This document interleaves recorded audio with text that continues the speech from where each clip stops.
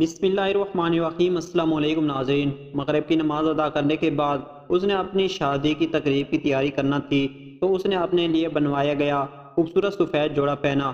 شادی کی نسبت سے اس کا میک اپ کیا گیا تاکہ وہ سب سے پیاری لگ سکے۔ اتنے میں اس نے عشاء کی اذان سنی اور اسے احساس ہوا کہ وہ وضو سے نہیں ہے۔ یہ بات اس نے اپنی ماں کو بتائی۔ امی مجھے وضو کرنا ہے اور عشاء کی نماز پڑھنی ہے۔ یہ سن کر اس کی ماں سکتے میں آ گئی۔ کیا تم پاگل ہو گئی ہو؟ مہمان باہر تمہارا انتظار کر رہے ہیں۔ تمہارے میک اپ کا کیا ہوگا؟ یہ سارا پانی سے دھل جائے گا۔ اس کی ماں نے مزید کہا، میں تمہاری ماں ہوں اور میں تم سے کہتی ہوں نماز مت پڑھو۔ اللہ کی قسم اگر تم نے وضو کیا تو مجھے تم پر غصہ آئے گا۔ بیٹی نے کہا، اللہ کی قسم میں یہاں سے باہر نہیں جاؤں گی جب تک کہ نماز ادا نہ کر لوں۔ امی آپ کو پتہ ہونا چاہیے کہ کسی کی اطاعت کے لیے اللہ کی نافرمانی نہیں کرنی چاہیے۔ ماں نے کہا، بیٹی باہر مہمان جب تمہاری شادی پر بغیر میک اپ کے تمہیں دیکھیں گے تو کیا کہیں گے؟ تم ان کی نظروں میں اچھی نہیں لگو گی، شاید وہ تمہارا مذاق بنائیں۔ بیٹی نے مسکرا کر کہا، کیا آپ اس وجہ سے پریشان ہیں کہ ایسا کرنے سے میں لوگوں کی نظروں میں اچھی نہ لگ سکوں گی؟ اور میں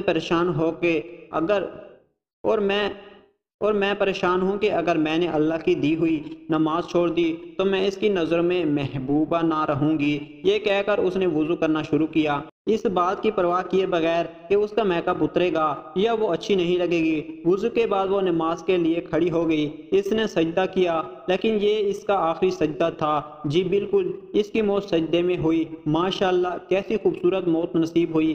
اس سجدے میں بندہ اپنے رب کے سب سے قریب ہوتا ہے۔ سبحان اللہ، اللہ نے اسے پسند فرمایا اور اپنے قریب کر کے اپنی طرف بلا لیا۔ اس کی روح سجدے کرتے ہوئے اس جہاں سے رخصت ہو گئی۔ اس نے لوگوں پر اللہ کو ترجیح دی اور اللہ نے اسے اپنے قریب کیا۔ تمام لوگ اس کی کہانی سن کر بے حد متاثر ہوئے۔ یہاں سوچنا چاہیے کہ ہماری بہنوں، بیٹیوں کو کہ اگر آپ اس کی جگہ ہوتے تو کیا کرتے؟ کیا آپ بھی لوگوں پر اللہ اور اس کے احکامات کو ترجیح دیتے؟ کیا ہمیں یقین ہے کہ ہم اتنے گھنٹے، اتنے دن یا اتنے مہینے زندہ رہیں گے؟ کیا ہو اگر اگلے ہی لمحے ہماری موت ہو؟ کیا ہم ان اعمال اور ایسی حالت میں اللہ کے حضور پیش ہو سکیں گے؟